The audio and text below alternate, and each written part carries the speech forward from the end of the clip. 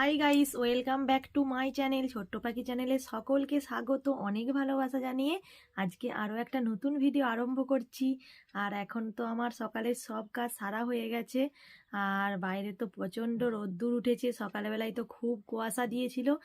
দিয়ে সকালবেলায় সব কাজ ফাজ সেরে পুজো করে বাসন ধোয়া, ঘর মোছা, কাপড় কাচা সব সেরে তারপরে স্নান করে তারপর হচ্ছে এখন খাওয়াও হয়ে গেছে। আজকে হচ্ছে ভাত করেছিলাম, ভাত খেলাম।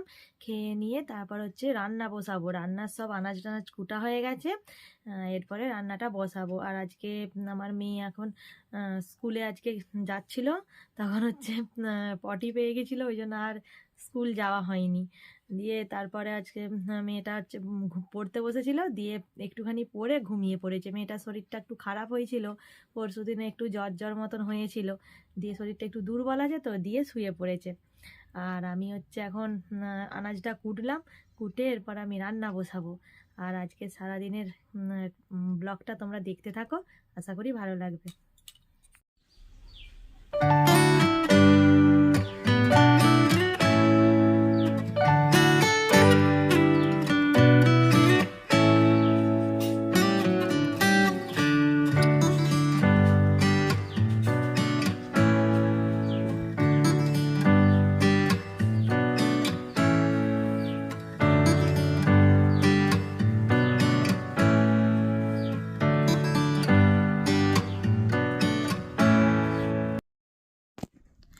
এখন তো আমি তরকারি কুটে নিয়েছি। আজকে হচ্ছে অনেক দিন বাদে কুমড়ো পুঁই শাক হবে, আর নিম পাতা ভাজবো, আর মাছের কালিয়া হবে।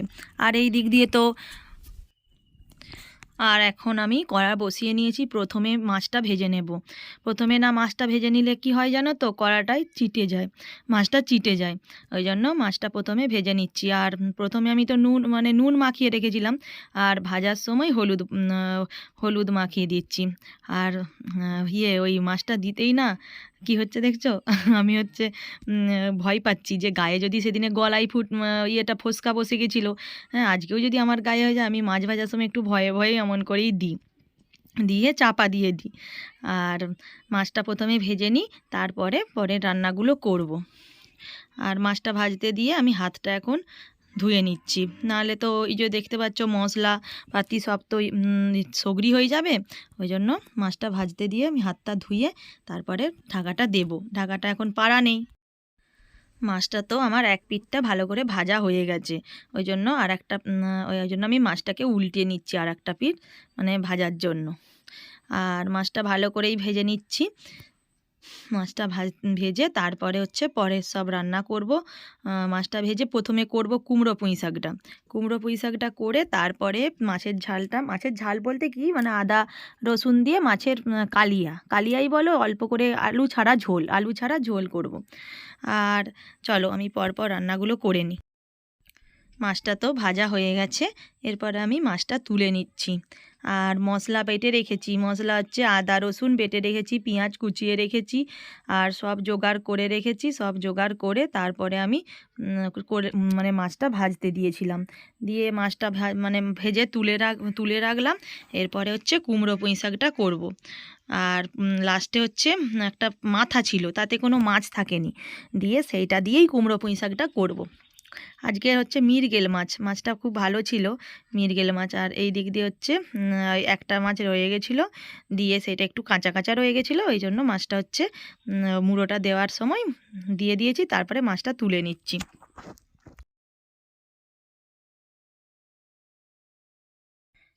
কুমড়ো পুঁই শাকটা করবো আজকে। কুমড়ো পুঁই শাকের রেসিপিটা আজকে তোমাদের সাথে আমি শেয়ার করছি। প্রথমে হচ্ছে কড়াতে আমি শুকনো লঙ্কা, 5 ফোড়ন, তেজপাতা দিয়ে দিয়েছি।